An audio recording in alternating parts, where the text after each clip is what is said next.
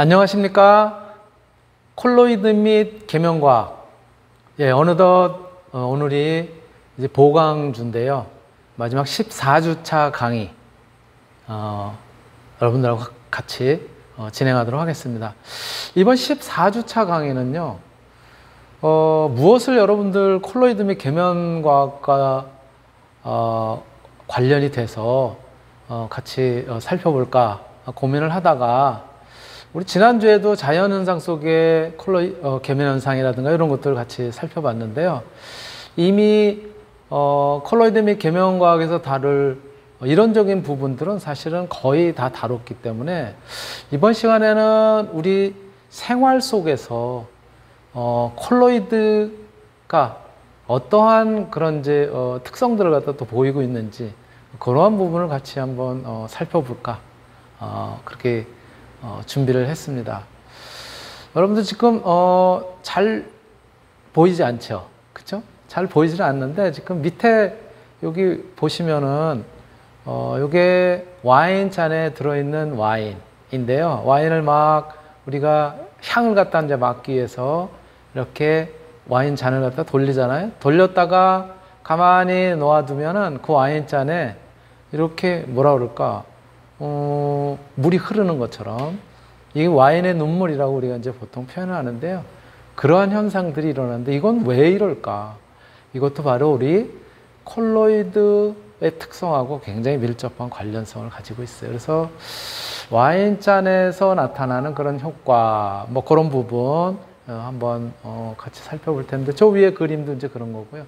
가운데 있는 그림은 뭐냐면 여러분들 커피 좋아하십니까? 예. 요즘은 이제 기호식품으로 커피들 많이 마시고 그러는데요. 커피를 마시다가 커피를 뭐 이렇게 흘렸거나 그랬을 경우에 보면은 이 커피가 흘린 자리 가만히 보면 마르고 나서는 그 커피의 가장 바깥 테두리, 흘린 자리의 가장 바깥 테두리가 훨씬 진하게 저렇게 나타나는 그런 현상을 갖다 이제 보이게 되는데요. 바로 이것을 우리가 뭐라고 얘기하냐면 커피링 효과 뭐 이렇게 이제 표현합니다. 즉 커피가 흘린 자국의 가장 바깥쪽이 조금 더 진해지는 그런 형태로 나타난다. 그래서 커피링 효과 뭐 이렇게 이제 표현을 하고 있어요. 뭐 그런 이야기를 오늘은 조금 생활 속의 콜로이드 탐구라고 하는 그런 내용으로 같이 한번 살펴볼까 합니다. 네. 우리가 이미 앞에서 첫 시간에 콜로이드란 무엇인지에 대해서 정의를 같이 한번 살펴봤어요. 그래서 콜로이드라고 하는 것이 이제 이렇게 정의가 된다라고 얘기를 했습니다. 수 나노메타에서 수 마이크로메타 범위의 입자 또는 거대한 분자들이 다른 매개체 매질이라고도 이야기하죠. 다른 매개체에 균일하게 분산되어 있는 그러한 상태를 갖다 콜로이드 이렇게 이야기를 했고, 그래서 입자 형태로 존재를 할 때 바로 입자는 무기물이 되거나 혹은 유기물 뭐 여러 가지를 띌 수가 있죠. 그래서 무기물의 경우에는 금속이라든가 또 산화물질이라든가 또 점토라든가 뭐 이런 것들이 그 매질 속에 거기에 이제 골고루 분산되어 있을 수 있을 테고, 유기물인 경우에는 고분자 물질들 또는 여러분들 고무, 천연 고무 같은 라텍스 같은 경우가 이제 유기물질로 이루어진 그런 입자들이 굉장히 매질 속에서 균일하게 분포가 되어 있는 그런 형태이죠. 바로 이러한 것들을 콜로이드라고 얘기를 했고, 그 특징으로서는 마이크로 헤테로지니어스 시스템이라고 그랬어요. 아주 미세하지만 불균일한 그런 이제 개 자체로서 이제 불균일한 특성을 갖다 나타내고, 외관으로는 분산되어 있는 입자의 크기가 가시광선. 가시광선의 파장 범위 우리 보통 400에서 800 나노메타 이렇게 표현을 하는데, 400에서 800 나노메타보다 4분의 1 이하인 그런 이제 크기를 갖는 그런 입자가 분산이 되어 있는 그런 경우에는 바로 그 개가 투명하게 보인다는 것이죠. 그래서 외형적으로 외관으로 봤을 때 투명하게 보이는 그런 형태를 갖다 나타내지만 그 안에 들어가 있는 분산 입자 크기가 0.1 마이크로메타 이상의 크기를 갖다 가진 그런 이제 입자들이 분산되어 있을 경우에는 우유빛을 갖다 띈다고 얘기를 하죠. 그래서 밀키하다 이렇게 우리가 앞에서 이제 살펴본 바 있습니다. 콜로이드의 어떤 특징으로서 바로 이렇게 콜로이드라고 하는 그런 이제 정의는 그래서 어떤 입자들이 매질 속에 아주 미세한 크기를 갖다 가지면서 분산되어 있는데 바로 이러한 균일하게 분산되어 있는 그런 분산계의 분류는 보통 분산상의 입자의 크기에 따라서 또 조금 전에 0.1 수 나노메타에서 수 마이크로메타 사이의 입자 크기를 가진 그런 물질들이 분산되어 있다고 얘기를 했는데요. 이 분산된 입자의 크기에 따라서 그 분산계도 우리가 분류를 할 수가 있어요.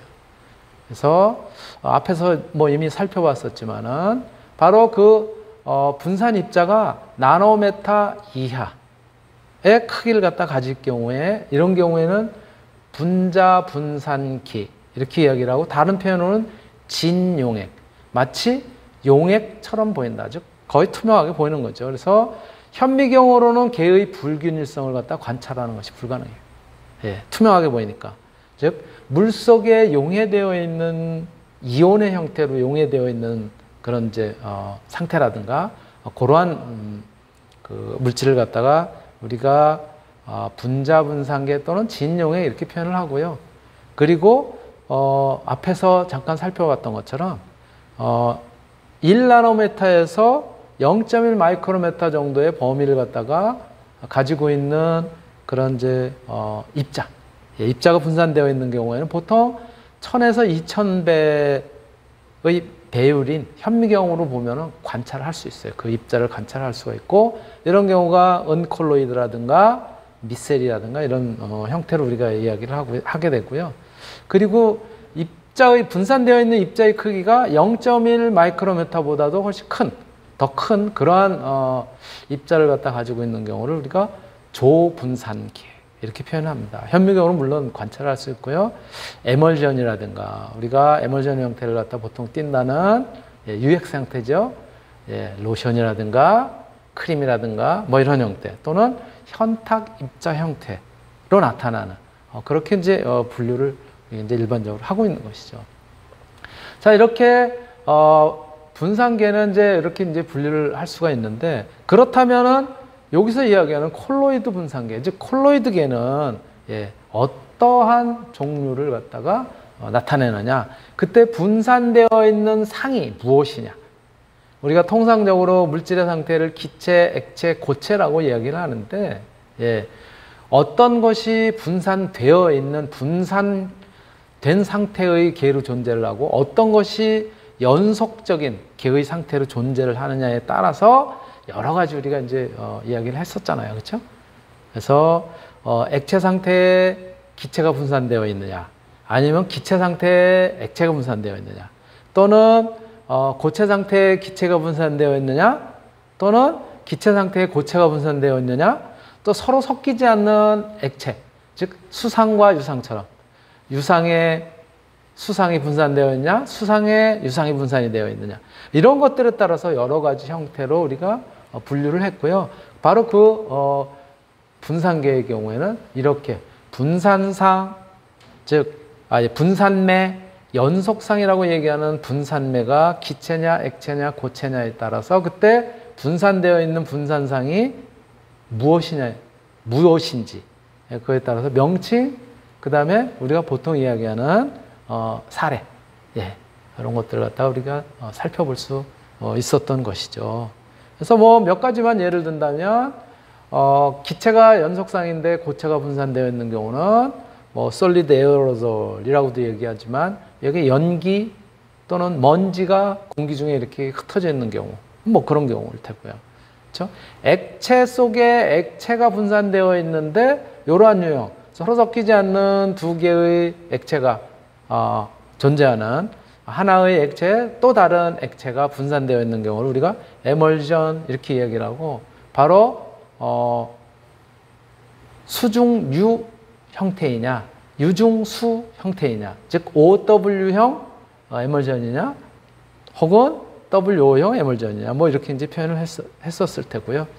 또 예를 들어서 고체와 기체, 고체와 액체 또는 고체와 고체 간에도 뭐 여러 가지 형태로 발포 스티로폼이라든가 실리카겔이라든가 혹은 어떤 색깔을 갖다 띠고 있는 알료라고 하는 아주 미세한 고체 입자들, 이런 것들이 또 다른 고체, 그래서 플라스틱 같은 데 이제 분산이 되어 있는 그런 경우가 뭐 색깔을 갖다 나타내는 그런 플라스틱, 이렇게 형태로 우리가 이제 이야기를 했었던 거죠. 여러 가지 형태의 분산계가 존재한다라고 이렇게 이야기를 했었던 거고요. 바로 이러한 그런 콜로이드계는 어디에 응용이 되느냐? 뭐 앞에서 다 살펴봤던 거예요. 간단하게 다시 한번 복습을 하고 있지만, 뭐 페인트라든가 잉크, 그렇죠? 또 의약품, 또 농약, 또 종이, 그리고 뭐 염료, 화장품, 우리가 많이 쓰는 이제 화장품이라든가, 또는 고무공업이라든가, 또는 시멘트 공업이라든가, 또 섬유, 플라스틱, 또는 식품류들, 그렇죠?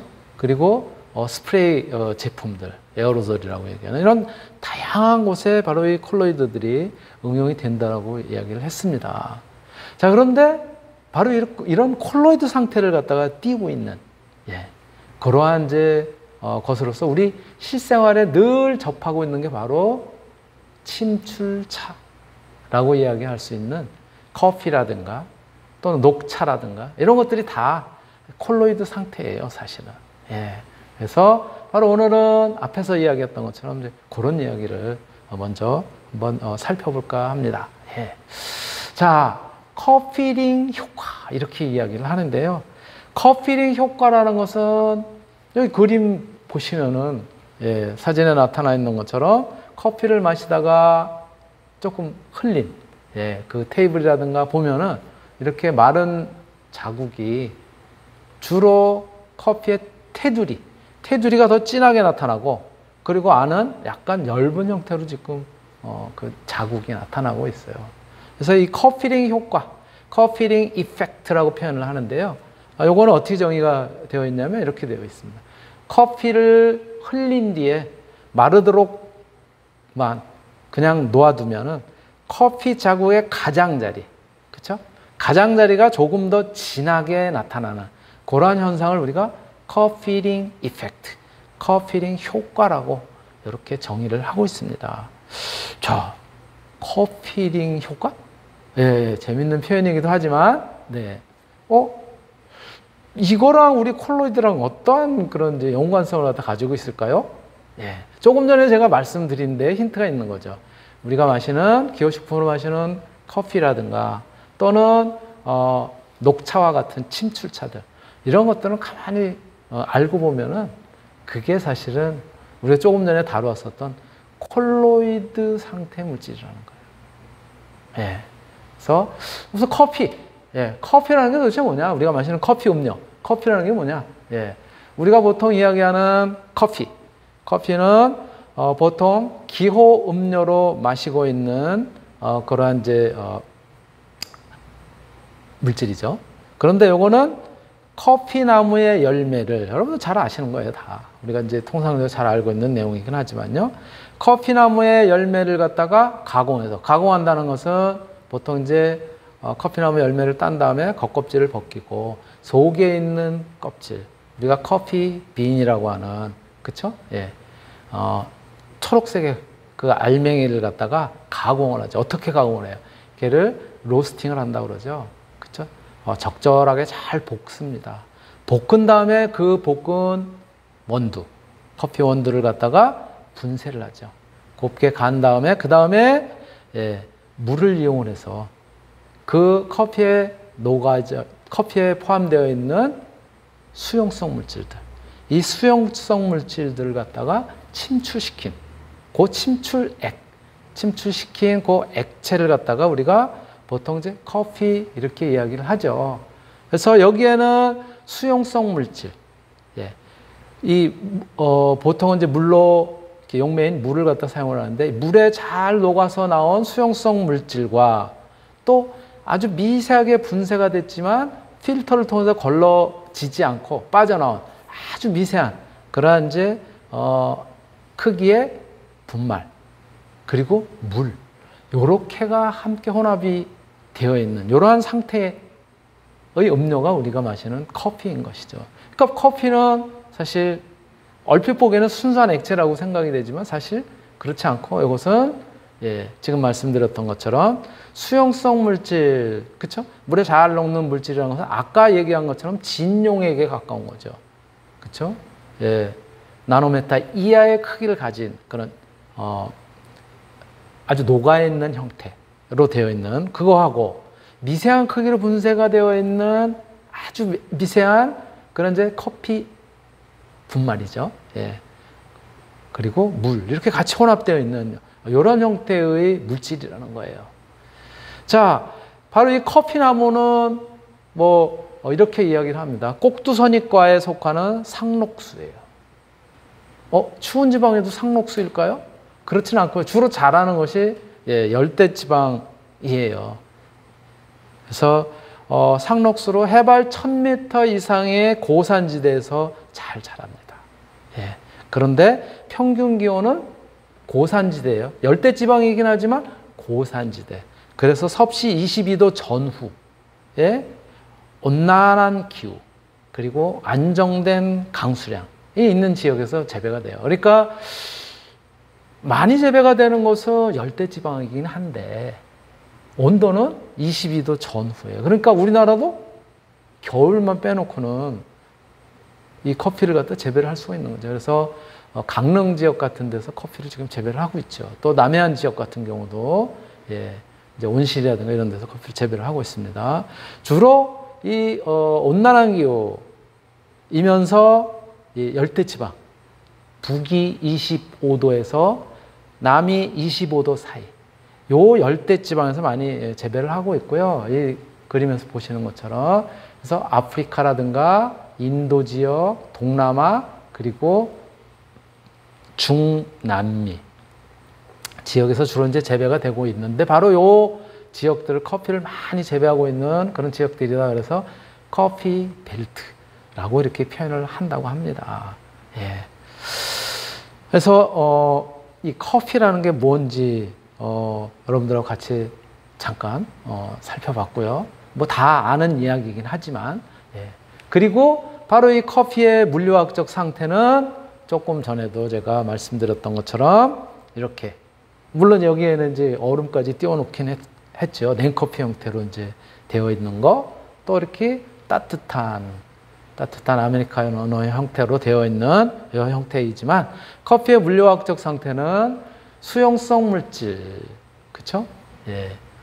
물에 잘 녹아 나올 수 있는 수용성 물질, 그렇죠? 커피 속에 포함되어 있는 수용성 물질과 미세한 커피 분말, 필터를 갖다가 그냥 빠져나온 커피 분말, 그리고 물이 함께 섞여져 있는 콜로이드 상태의 특성을 가지고 있는 것이 바로 이 커피의 물리화학적 상태인 거예요. 자, 그러면 이 물리학적 상태의 이 커피, 이걸 우리가 마시다가 흘리거나 혹은 마시는 중간에 이 커피잔을 통해서 흘러내린 것을 일부 흘러내렸을 때 이걸 갖다가 테이블 위에 놨을 때 그쵸? 흘러내린 그런 이제 커피들이 테이블 위에 이렇게 적셔지게 되는 것이죠. 바로 그렇게 적셔진, 즉 흘린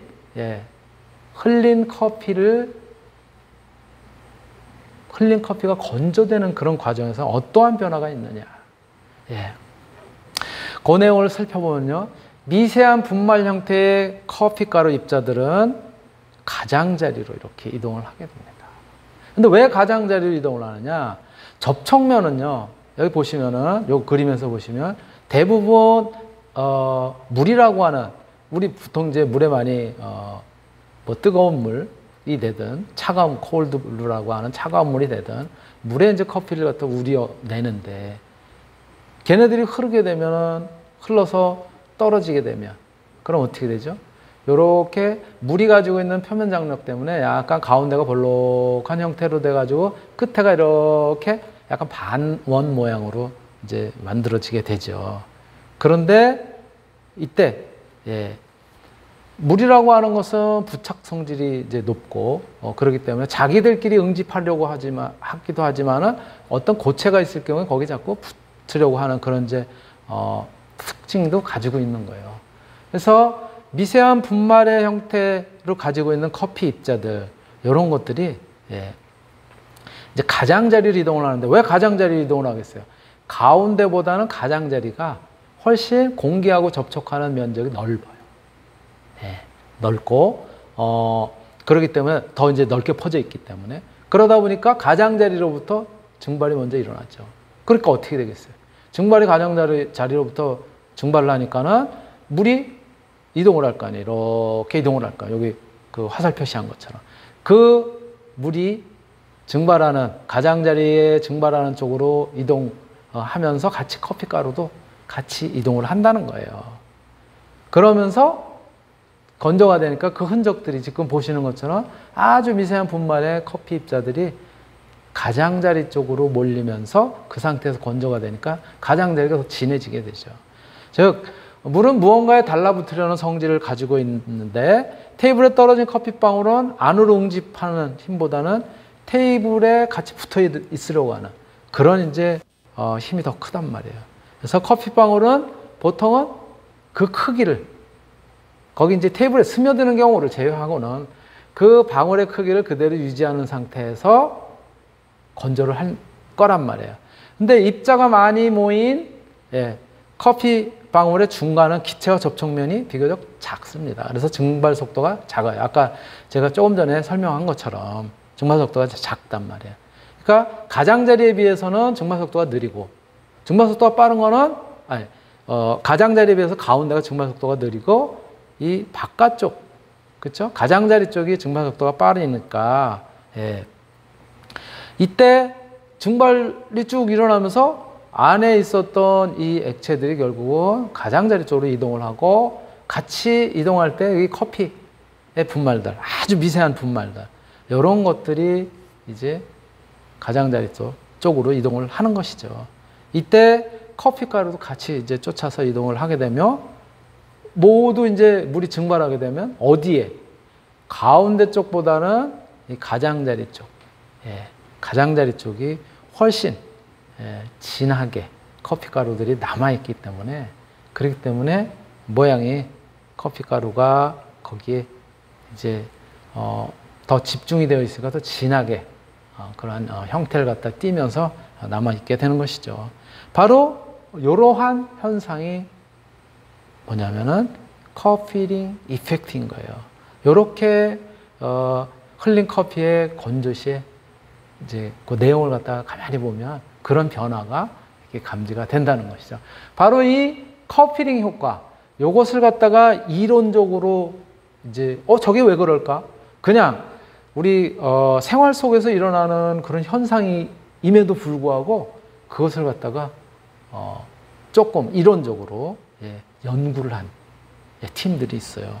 바로 이 연구를 함으로써 세계적인 학술지, 과학학술지죠. 네이처에 논문으로 발표를 한 사람이 2팀씩이나 돼요.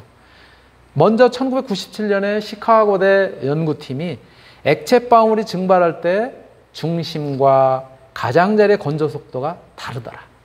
그 중심과 가장자리의 건조 속도가 다르기 때문에 커피링의 효과가 발생을 하는 것이다. 라고 하는 부분을 갖다가 이제 밝혀냈고요. 또 이것을 2011년도에는 펜실베니아 대학 연구팀이 콜로이드 입자를 공 모양이 아니라 동글동글한 입자 모양이 아니라 타원 모양으로 만들면은 액체 방울이 바깥쪽에 쌓이지 않는데요. 바깥쪽으로 아까 본 것처럼 바깥쪽으로 액체 방울이 잘 안 쌓이는 그런 특징을 갖다 이제 발견할 수 있었다라고 하는 부분을 왜 그렇게 되는지를 갖다가 좀 더 학술적으로 분석을 하고 수학적으로 분석을 해서 이것도 마찬가지 네이처지에 논문을 게재를 한 바가 있어요. 그러면 이 커피링 효과, 우리 생활 속에서 뭐 그냥 접하게 되는 그런 효과이긴 한데, 이 커피링 효과가 왜 이렇게 뭐 좀 학술지인 네이처지에까지 발표를 할 정도로 중요하냐. 바로 커피링 효과의 산업적 응용에서 굉장히 중요한 위치를 차지하고 있다는 거예요. 커피링 효과라고 하는 것이. 왜 그러냐? 우리가 잉크 혹은 페인트, 마찬가지로 앞에서도 우리 산업적 응용에서 콜로이드 응용에서 잉크나 페인트 공업에서도 이 콜로이드들이 실질적으로 응용이 되고 있다라고 말씀을 드렸었는데요. 잉크나 페인트 같은 경우는 콜로이드상 물질이에요. 그렇죠? 예. 그런데 이들 콜로이드를 갖다가 콜로이드상 물질을 갖다가 자동차 도료 뿐만이 아니라 여러 군데 쓸 거 아니에요. 잉크젯 프린터. 그죠? 예. 또 첨단 소재를 갖다 코팅하는 그런 과정 등 굉장히 다양한 분야에 넓게 이제 쓰이고 있어요. 그런데 우리 지금 본 것처럼 이것이 통상적인 건조 과정을 거친다면은 이 커피링, 조금 전에 살펴봤었던 커피링 효과 때문에 코팅이 균일하게 될까요? 아닌 거예요. 균일하게 되지는 않는다. 즉 가장자리 쪽이 조금 밀도가 높게 코팅이 되고 안쪽은 이 건조 속도와 그 다음에 그 안에 들어가 있었던 이러한 이제 입자들, 아주 미세한 입자들, 이런 것들의 특징에 의해서 균일하게 코팅이 안 된다는, 그럼 어떻게 되겠어요? 자동차 열심히 스프레이를 쫙 뿌리고 봤더니 어느 쪽에는 몰려있고 도장되어 있는 도막이, 그럴 수 있단 말이죠. 그래서 이러한 문제를 갖다가 해결하기 위해, 여기 그래서 자동차 도장하는 그런 모습을 갖다 이제 보여드렸는데요. 그래서 이러한 문제를 해결하기 위해서 지금 현재 가장 널리 쓰이는 이제 그런 방법이 뭐냐면은, 미처 증발하는데 천천히 증발할 때는 같이 안에 있었던 콜로이드 입자들이 쭉 증발이 일어나는 쪽으로 이동을 하는, 예, 그런 형태에 의해서 이제 커피링 효과가 발생하는데, 예, 아주 여기에 쓰이는 용매, 예, 용매를 갖다가 굉장히 빨리 증발하는 그러한 액체를 갖다가 용매로 썼을 경우에는 미처 커피링 효과에 의해서 이 가장자리로 이동하기 전에 다 용매가 날아가 버리기 때문에 비교적 균일한 그런 도막 효과를 갖다 이제 가져온다는 거예요. 그래서 예, 페인트의 미세한 입자가 액체 형태에서 이동할 시간을 주지 않는다는 거예요. 그래서 휘발성이 높은 그러한 유형의 페인트를 쓰고, 또 그 용매를 갖다가 활용한 도장을 하고, 또 그러한 방법을 갖다 활용하기 위해서 이제 이렇게 미세하게 스프레이 상태로 분쇄를 도장을 하는 그런 것들이 이제 지금 적용되고 있는 것이죠. 그러니까 붓칠을 할 때 하고, 그렇죠? 붓칠을 할 경우에는 붓칠을 하면은 아무래도 가장자리가 얇고 가운데가 좀 두툼하게 칠해질 거 아니에요. 그러니까 도막이 커피링 효과에 의해서 아주 미세하게나마 일어날 수 있을 텐데, 이렇게 스프레이로 굉장히 넓은 면을 갖다가 동시에 도장을 하고, 그러면은 이런 부분들, 커피링 효과에 의한 불균일한 도장막, 도장 효과, 이런 것들을 갖다 방지할 수 있지 않을까라고 하는 이제 그런 것들이 이제 적용이 되고 있는 것이죠. 조금 전에 말씀드렸었던 요 커피링 효과의 이론적 연구는 이것을 갖다 영상으로 실질적으로 찍어서, 예, 굉장히 고속 촬영을 해가면서 그래서 어떻게 실질적으로 일어나는지를 갖다가 이제 밝혔습니다. 예, 그 영상 우리가 같이 보시겠습니다. 네, 커피링 효과예요.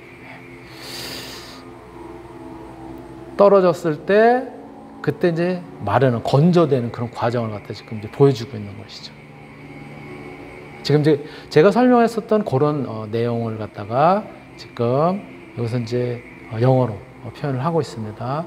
그렇죠? 바깥쪽부터 이렇게 마르기 시작한다는 거예요. 그러면서 그쪽으로 몰렸었던 것이 이제 건조가 되면서 더 집중이 되는, 지금도 보시면은 그 안에 있었던 굉장히 미세한 커피 입자들이 바깥쪽으로 건조가 되면서 그쪽으로 몰려가 가지고 마르면서 좀 더 진한 형태로 저렇게 나타나고 있다라고 하는 부분을 갖다 이제 우리가 확인할 수 있는 것이죠.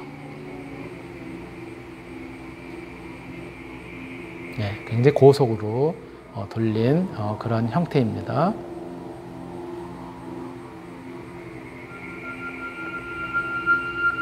여러 가지 종류를 바꿔가면서 크기라든가 그 안의 상태라든가 이런 것들을 바꿔가면서 그래서 이제 실험을 한 그런 영상들이에요.